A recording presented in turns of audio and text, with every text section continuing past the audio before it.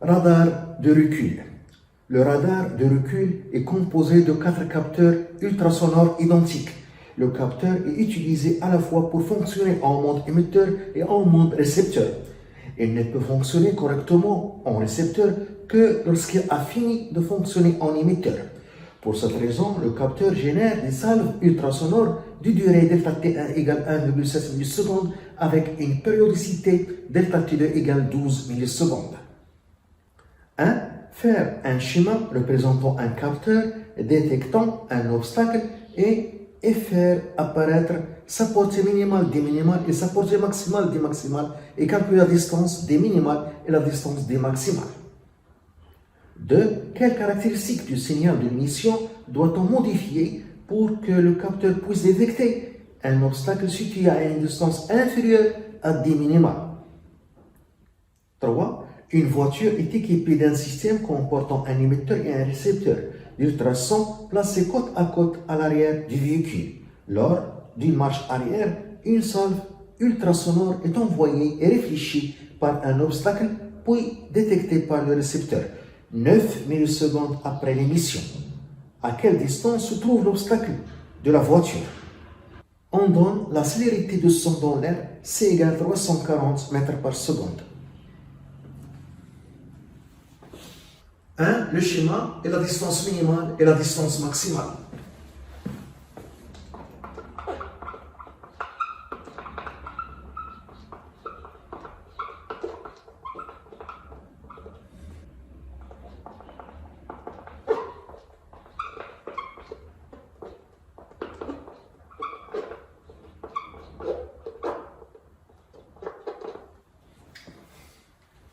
Le schéma, le capteur qui joue le rôle d'émetteur et de récepteur d'ondes sonores. L'obstacle qui se trouve à une distance D du capteur. La portée minimale des minimales, c'est la distance minimale. Ça signifie que si l'obstacle se trouve à une distance D inférieure à D minimale, l'obstacle ne sera pas détecté. La portée maximale des maximales, c'est la distance maximale. Ça signifie que si l'obstacle se trouve à une distance D supérieure à la portée maximale des maximales, l'obstacle ne sera pas détecté.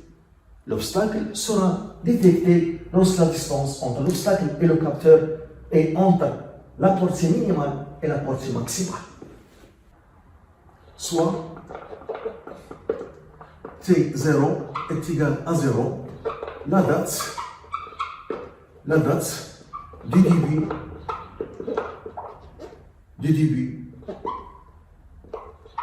de la première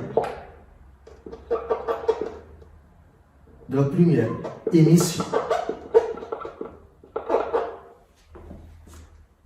T, la date du début de la première réception. La durée entre ces deux dates, delta T, est égale T moins T0, qui est égal T. La durée entre la date du début de la première émission et la date du début de la première réception. Pendant cette durée, delta T, entre ces deux dates, la distance parcourue, c'est aller-retour. Aller-retour, c'est 2D.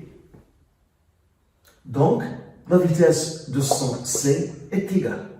La distance parcourue sur la durée delta T. Delta T, c'est la durée entre la date du début de la première émission et la date du début de la première réception. Et pendant cette durée, la distance parcourue, c'est aller-retour. Donc, c'est 2D. Donc, delta T est égal 2D sur C. On a dit dans les données que pendant l'émission delta T1, le récepteur est inactif. Le récepteur est inactif pendant delta T1, la durée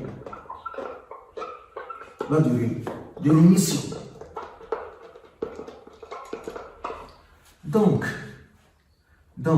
sa date T de la première réception est supérieure à delta T1 et inférieure à delta T2.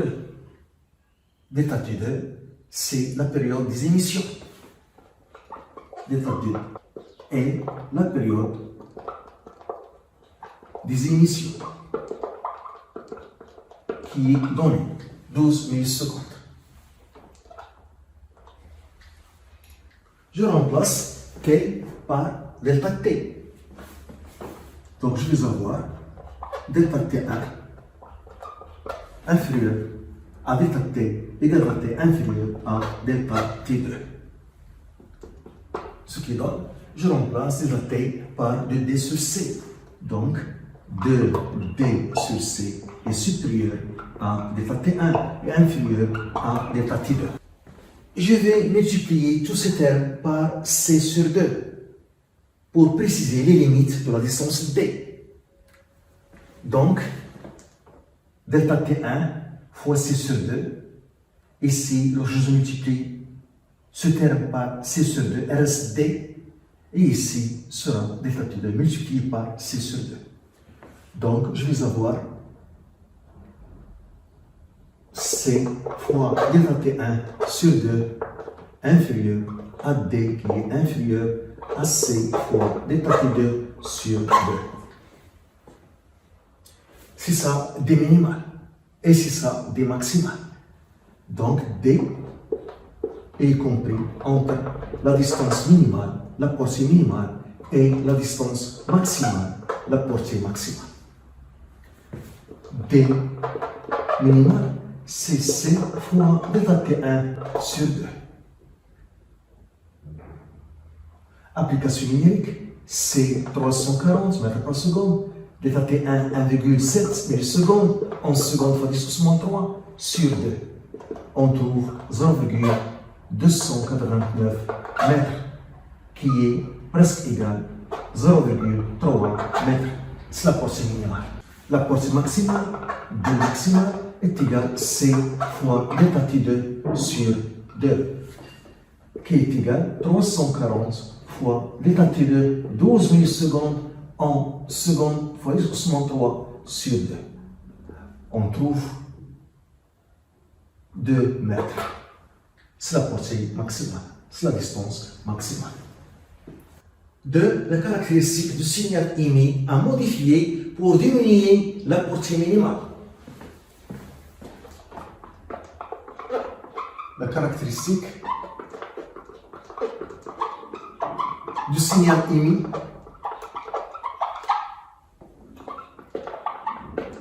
à modifier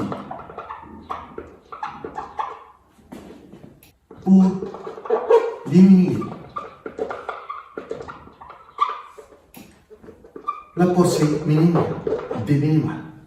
On a la relation D minimale est égale à C fois delta T1 sur 2. C est une constante, 340 mètres par seconde. Donc, pour diminuer D minimal, il faut diminuer delta T1. Pour diminuer D minimal, la portée minimale,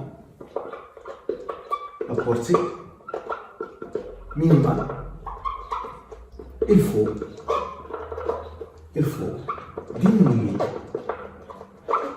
faut diminuer delta T1, la durée de l'émission. La durée de l'émission.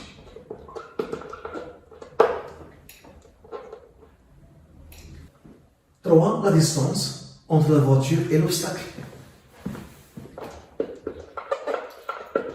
La distance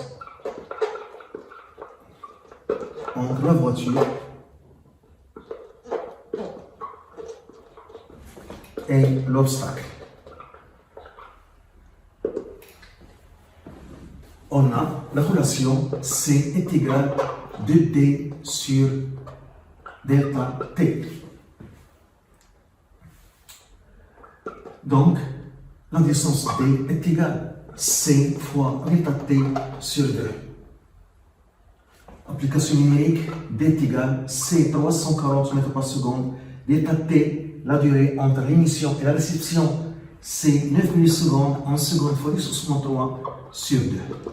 Donc on trouve 1,5 mètres. On remarque que la distance D calculée, D, c'est entre D minimale, entre la portée minimale et la portée maximale.